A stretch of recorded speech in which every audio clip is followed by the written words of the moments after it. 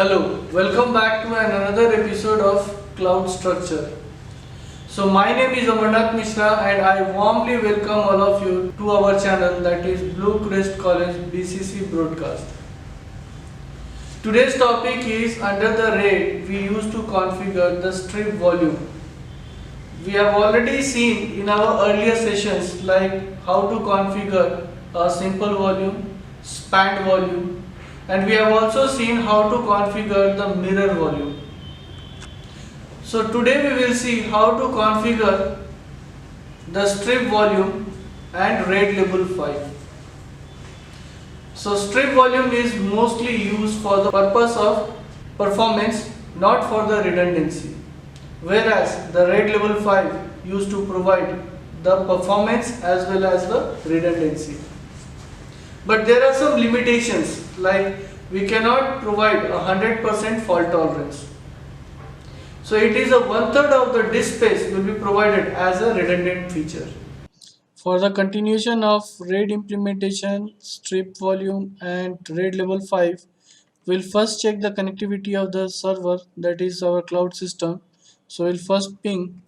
So we'll ping 10.0.0.1 and we'll also ping 10.0.0.2. So both the systems are responding properly. We'll take remote connection now. So we'll put the connectivity.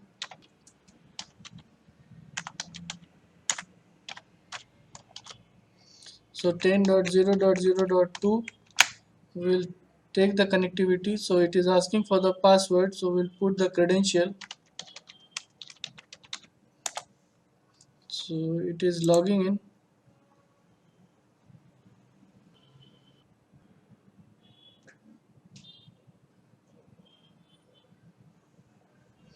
So dashboard is loading. We'll connect to the server and now we'll start the system so that we can configure the RAID implementation. So we'll connect to the system.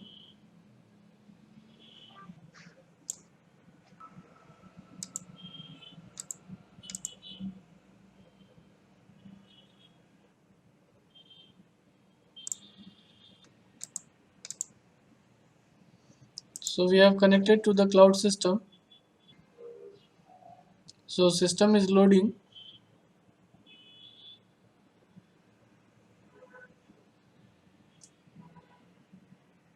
So now we'll provide the credentials. So you can see that it is having bluecrest/administrator. So we'll provide the credential.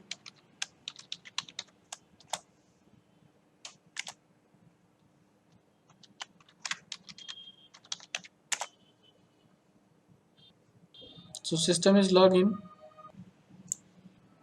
It is loading the server dashboard, server manager dashboard. So dashboard is loaded. So it is loaded. We'll see that the drive status of the system. So this is the drive status. So we can see that C drive, E drive, F drive, G drive and H drive. So these are the drive status of the system. So now we'll connect to the disk management. So we'll go to the disk manager, that is disk mgmt.msc. When we come to the disk manager, we have seen that already there is a volumes as already created. So we can see that there are volumes like simple volume. There are volumes like simple volume, this is span volume, this is mirror volume. So we are going to create the next volume in the RAID level features, that is the strip volume. So we have unallocated space over here. So this dynamic disk is already there, disk 1, disk 2 and disk 3 is there, and within that we will configure here, that is strip volume. So we'll right click on dynamic disk. So when we come to the dynamic disk, right click, so you can see that strip volume is there. So we'll select the strip volume and we can see that there is a welcome wizard has appeared as pop-up. So this will create a strip volume. When we go to the next for the strip volume, here you can see that all the three disk dynamic disk is available over here. One disk is already selected, that is disk number 1, and disk 2 and disk 3 is left to add.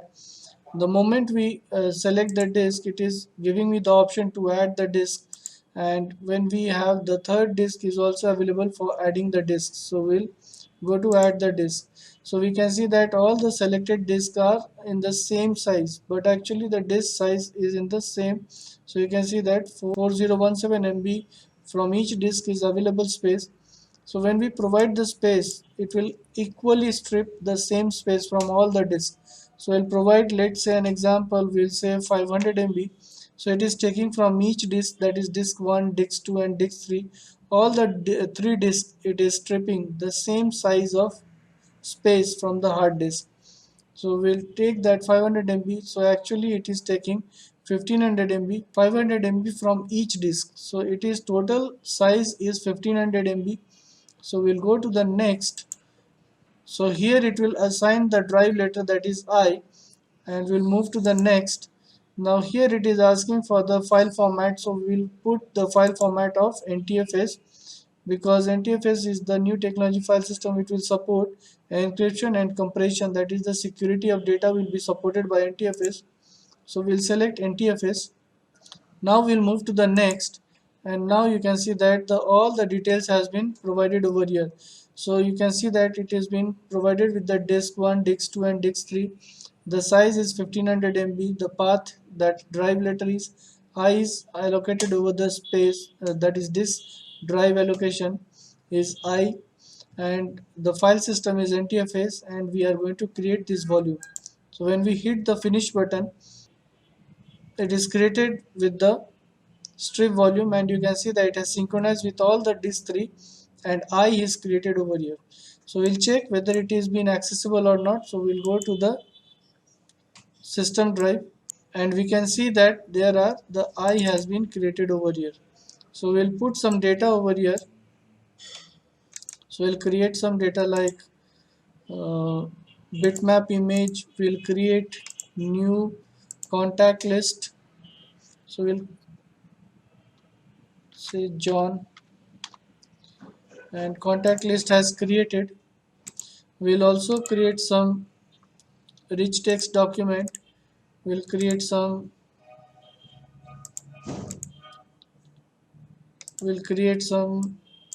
compressed folder. So data is created in the I drive. Later drive is I. So this volume is created already. So this volume can be configured as a disk volume. So here we can see that. So this is the volume, that is I drive. So now we will move to the next. So this is only the strip volume. Here there will be no redundancy will be there. Only the performance will be enhanced, but no redundancy will be provided in this volume, because strip volume, you can see the strip volume, mirror volume, span volume, simple volume and primary partition. So this is my primary partition. So these are the simple volume, span volume, strip volume and mirror volume. So strip volume will provide the performance, but there is no redundancy. So this will not provide any redundancy. So we can see that there is a strip volume has the performance, but there is no redundancy. So we'll check that the redundancy is available or not. So what we will do, we'll disconnect a disk, so that we'll move to the disk and we will down the disk. So right click and we'll take offline the disk 1, and we'll check the data is available or not. So you can see that it has already provided as a failed. So it has not it is not providing any fault tolerance. So it has failed already. So it is not able to store any data. So there is no redundancy in the red label. Strip volume is not providing any redundancy. So if we go to the drive information, so we will see that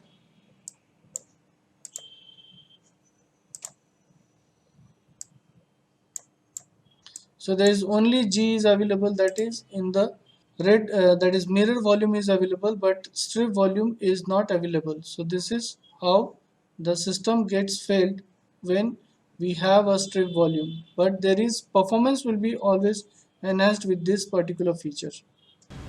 So I hope you have understand how to configure the strip volume. So you have learned also that to configure the stripping and the implementation of in a RAID infrastructure. So every cloud structure is being created with the help of the redundancy features with the dynamic storage solutions. So this is very important topic for all of you to configure a redundant feature in a disk storage solutions. So if you want to learn more about the cloud structure, cloud storage, data configurations, networking, core networking, so please visit to our college, Blue Crest College, 77 Wilkinson Road, Freetown. Thank you.